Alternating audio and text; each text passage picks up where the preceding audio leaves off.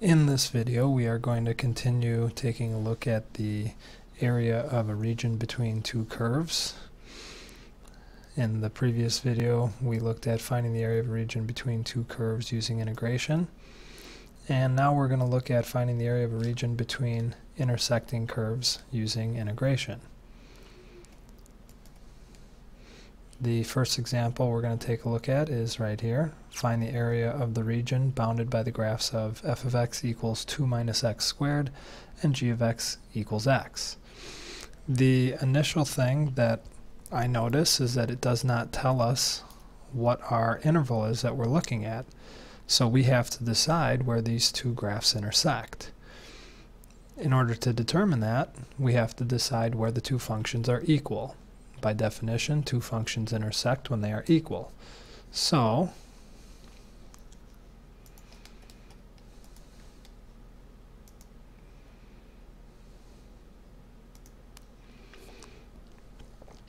if I set f of x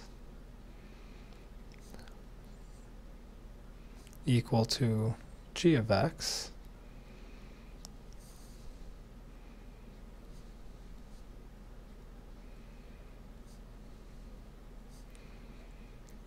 I can solve this equation for x, and I will find the x values where my functions intersect. I'm going to add x squared and subtract 2 over to the right-hand side of the equation so that I set my equation equal to 0. I'm going to write my resulting polynomial in decreasing order of degree. And this is a quadratic equation. So solving this, I've got some options, but the easiest way to solve this is to use factoring.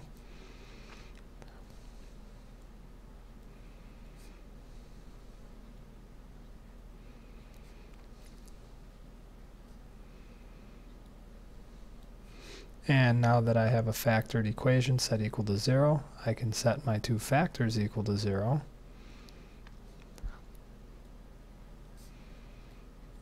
And solve for the x values where my functions intersect.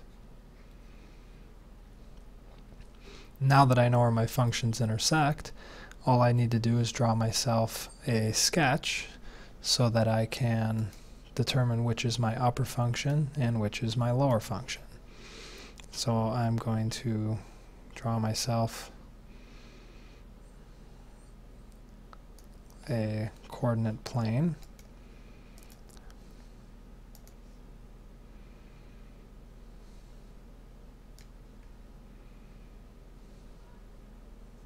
Well, that wasn't very smart, was it?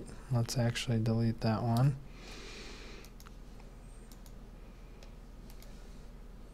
I need enough room to have -2 to 1. So on my coordinate plane over here, I've got my x-axis, got my y-axis. I'm looking at the region between x equals -2 to x equals 1. The easier of the two functions to graph is g of x. So g of x equals x is a line with a y-intercept of 0 and a slope of 1.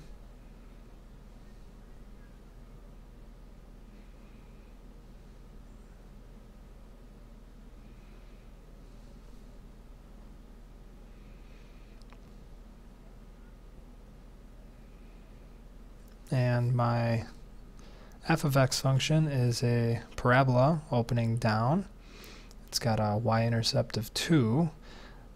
If you don't recognize that, you can also plug in values. So I could plug a -2 in for x. -2 squared is 4. 2 minus 4 is -2. And that makes a lot of sense because my functions intersect at x equals -2. So I'm going to make blue dot there. If I were to substitute a -1 in for x, -1 squared is 1. 2 minus 1 is 1, so I have the point -1, 1. When I plug a 0 in, I get 0 squared is 0, 2 minus 0 is 2. And when I plug a 1 in, 1 squared is 1, 2 minus 1 is 1. So my parabola looks something like that. And now I know that the f of x function is my upper function. Therefore, if I want to find the area of the region between these two intersecting curves, I need to find the integral from -2 to 1 of my upper function, which is f of x, so that would be 2 minus x squared, minus my lower function, which is g of x, and that would of course be x. And I'm going to integrate with respect to x. Before I attempt integrating, I'm going to simplify and subtract my functions. My result is -x squared minus x plus 2. We like that result. It's a polynomial function, so we can use simple integration rules. So the integral of -x squared will be -x to the third times 1/3. The integral of -x will be -x squared times 1/2. And the integral of 2 will be 2x. I'll then evaluate from 1 to -2, doing the upper limit first. And I'll scroll down here, and you can see the work. The work initially here is the work to find where the functions intersect. Here's the integral, and they don't do the amount of work that I showed above, but they went straight to integrating. And then after evaluating, the result ends up being 9/2. So first you'd put a 1 in, -1/3, minus 1/2 plus 2, minus the result of the lower limit, so substitute a -2 in for the x's and you'd get 9/2. This can also be done on the graphing calculator. So I would turn on the two functions, and because we just graphed by hand, we know a good window. So we were interested in the x values from -2 to 1, so I'm going to go from -3 to 2. And my y values didn't go any lower than -2, so I'm going to go to -3. Didn't go any higher than +2, so I'm going to go to +3. When I graph, there's my parabola, there's my line. You can see the region in here. Again, we can't do second trace integral option on the graph to find the area between two intersecting curves, so we have to go to the main menu, Math, option 9. So if you scroll down or just hit 9, you get the finite integral. Our top curve, if you recall, we had as y3, so I go vars, y vars, and choose y3, minus my other function, the lower function, was y4, so vars, y vars, y4, comma, with respect to x, comma, from -2, comma, to 1, and when I hit enter, I get 4.5. Should know that that's 4 1/2, which converts to 9/2, but you can always hit math, convert to fraction, and we get 9/2, which is the same result as we would have gotten by hand. You can do this for a variety of different types of functions. The next example here says the sine and cosine curves intersect infinitely many times. Bounding regions of equal areas is shown in figure 7.7. Find the area of one of these regions. In this case, I'm not going to do all the work. I'm going to scroll down and show the work. Ultimately, this is what the work would look like. First, you would set the functions equal. Now, personally, I would not do what the scanned-in solutions did here. Instead, when it comes to trig functions, especially simple ones like sine and cosine, I would ask myself, where are sine and cosine equal?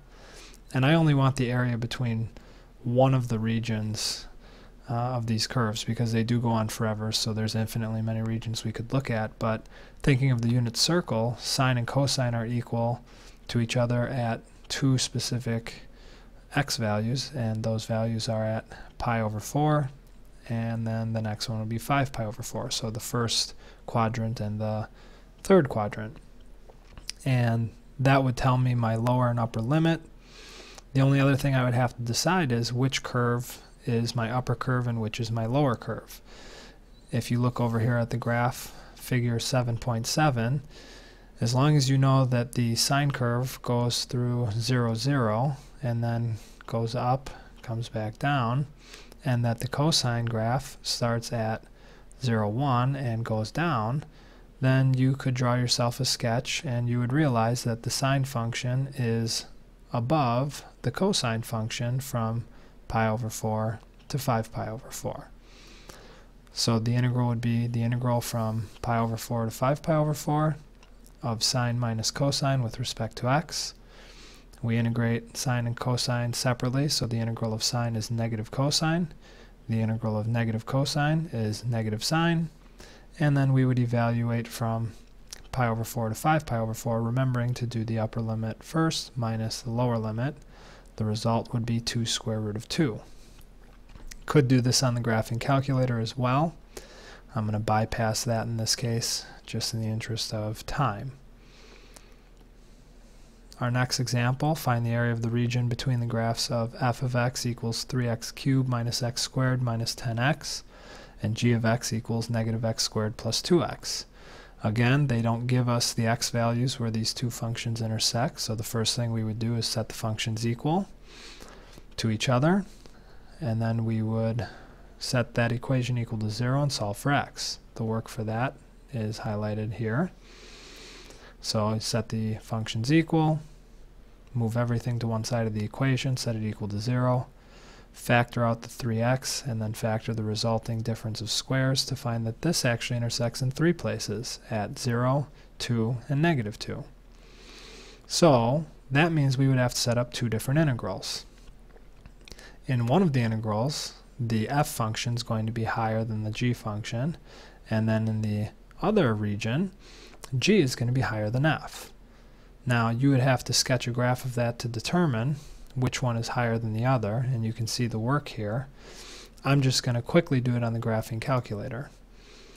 So if I go to my functions here and I turn on my 7th and 8th functions, which are the ones that we are looking at in this particular example, if I graph these and I know that they intersect at negative 2, 0, and 2, I'm going to go from negative 3 to positive 3. And I'm not sure what the y's are, so I'm just going to go from negative 10 to 10. But the first function that'll graph was my 7th function, which we called 3x cubed minus x squared minus 10x. So when that one comes through here, here's my first function, and here's my second function. So f of x is above g of x from negative 2 to 0, and then g of x is above f of x from 0 to 2.